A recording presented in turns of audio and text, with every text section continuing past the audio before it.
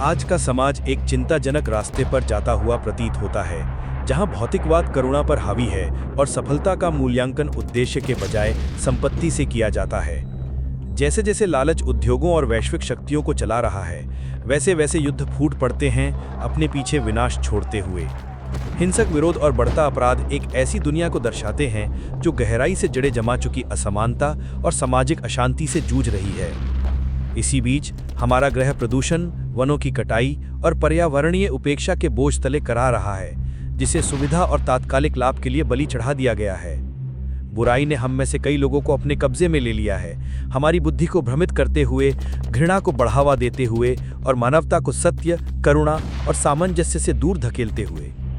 क्या आपने कभी सोचा है कि क्या बुराई सिर्फ एक संयोग मात्र है, या इसका कोई स्रोत है, कोई वंश, कोई परिवार?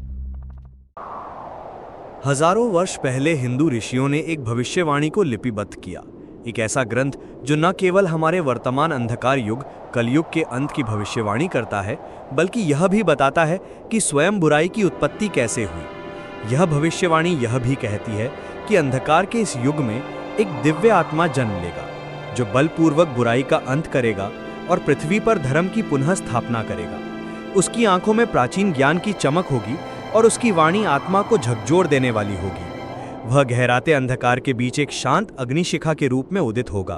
उसकी विरासत पूजा से नहीं, बल्कि मानवता के हृदयों में धर्म को पुनः प्रज्वलित करके जीवित रहेगी। ये केवल भविष्य की एक कहानी नहीं है, ये उस अंधकार की उत्पत्ति की कथा है जो आज हमें चारों ओर से घेर रहा है। आज हम कल्कि पुराण का पहला अध्याय खोलते हैं और बुराई के वंश वृक्ष से पर्दा उठाते हैं। हमारी कथा शुरू होती है नैमिषा की पवित्र वनभूमि में, जहां महान ऋषि एक मंडल में एकत्र हुए हैं। ऋषियों के प्रमुख शौनक के मन में एक ज्वलंत प्रश्न था, जिसे वे विद्वान वक्ता सूत गोस्वामी से पूछना चाहते थे। उन्हें आभास हो चुका था कि संसार एक ऐसे युग में प्रवेश कर रहा है जहां दुख और अधर्म की कोई सीमा नहीं रहेगी। शौनक ने सूत गोस्वामी से पूछा, ये कली नामक प्राणी कौन है? ये कहाँ जन्मा था और इसके पास ये शक्ति कैसे है कि ये धर्म को, जो ब्रह्मांडीय व्यवस्था और सत्य का आधार है, उसे नष्ट कर सके? उनके भय को समझने के लिए हमें हिंदू काल चक्र को समझना होगा। सत्य के स्वर्ण युग से शुरू होकर मानवता धीरे धीरे पतन की ओर बढ़ती है, जब तक कि वो सबसे निचले चरण तक नहीं पहुंच जाती। कलयुग ये झगड़ों, पाखंड और आध्यात्मिक अंधकार का युग है, वही युग जिसमें हम आज जी रहे हैं। और सूत गोस्वामी, जो स्वयं ब्रह्मा द्वारा प्रदान किए गए ज्ञान की परंपरा को धारण किए हुए हैं, उन्हें एक कथा सुनाना प्रारंभ करते हैं, एक ऐसे वंश की कथा जो किसी भी अन्य परिवार से भिन्न है। ये कथा एक महाप्रलय के बाद प्रारंभ होती है। सृष्टिकर्ता भगवान ब्रह्मा पुनः सृजन के कार्य में लग जाते हैं, लेकिन तभी उनकी पीठ से एक छाया उत्पन्न होती है, पाप का साक्षात रूप। उसका नाम है अधर्म, जिसका अर्थ है अन्याय। अधर्म ने मिथ्या नाम की स्त्री से विवाह किया, जिसका अर्थ है झूठ। उसका वर्णन एक सुंदर स्त्री के रूप में किया गया है, पर उसकी आंखें बिल्ली की तरह थीं, धोखे और छल से भरी हुई। अधर्म और मिथ्या के दो संतानें हुई, एक पुत्र दंभ, जिसका अर्थ है अहंकार और घमंड, और एक पुत्री माया, जिसका अर्थ है छल और भ्रम। दंभ एक क्रोधी और उग्र स्वभाव वाला प्राणी था। फिर दंभ ने एक अकल्पनीय कृत्य किया, उसने अपनी ही बहन माया से विवाह कर लिया।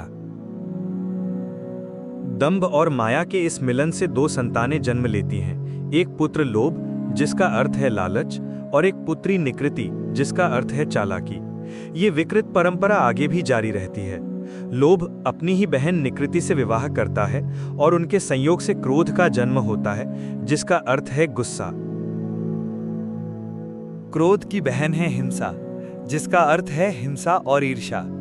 उनके इस अनैतिक संयोग से एक पुत्र जन्म लेता है, जो आने वाले युग की पहचान बनेगा। उनका पुत्र पूर्ण अंधकार का प्रतीक प्राणी है। उसका नाम है कली। वो अंधकार युग का सम्राट है। पाप, मिथ्या, घमंड, लालच और क्रोध की वंश परंपरा से उत्पन्न। लेकिन उसकी वंश गाथा यहीं समाप्त नहीं होती। कली अपनी ही बहन दुरुक्ति अर्थात कटुवाणी से विवाह करता है। उनके संयोग से 2 संतानें जन्म लेती हैं, एक पुत्र भय अर्थात डर और एक पुत्री मृत्यु अर्थात अंत। बाद में भय और मृत्यु के संयोग से एक पुत्र जन्म लेता है निरय, जो स्वयं नरक का साक्षात रूप है। निरय आगे चलकर अपनी बहन यातना अर्थात अत्यधिक पीड़ा से विवाह करता है। इस शापित वंश से आगे चलकर 10,000 पुत्रों का जन्म होता है। नास्तिक और अपवित्र प्रवृत्ति के प्राणी जो पूरी दुनिया में फैलकर हर पवित्र वस्तु को अपवित्र कर देते हैं।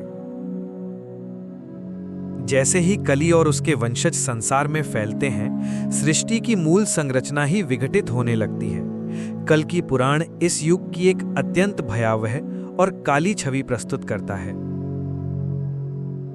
शासक चोरों से भी बदतर हो जाते हैं। वे अपने ही लोगों को लूटने लगते हैं। पवित्र शिक्षाओं की अवहेलना की जाती है।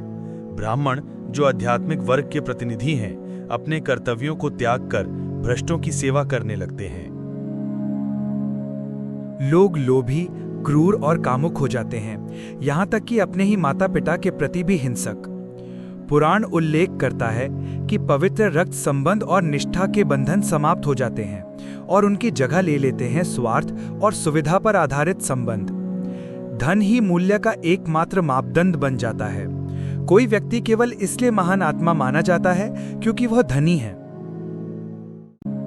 स्त्रियां और पुरुष दोनों मर्यादाहीन हो जाते हैं, इसीलिए दंपतियों के रिश्ते टूट जाते हैं। सामाजिक और आध्यात्मिक व्यवस्था पूरी तरह से ढह जाती है। लोग अल्पायु, दुखी और निरंतर भय में जीवन व्यतीत करते हैं। प्रकृति स्वयं विद्रोह करती है। बादल असमय वर्षा करते हैं और पृथ्वी पर्याप्त अन्न उपजाने से इनकार कर देती है। अंततः सभ्यता स्वयं ही ढह जाती है। ग्रंथ वर्णन करता है कि लोग अपने टूटे हुए समाजों को छोड़कर जंगलों में जंगली जीवों की तरह रहने लगते हैं, जहां उनका जीवन केवल जीवित रहने के संघर्ष तक सीमित रह जाता है और अपने गहरे निराशा में अधिकांश लोग परमात्मा की निंदा करने में ही आनंद महसूस करने लगते हैं।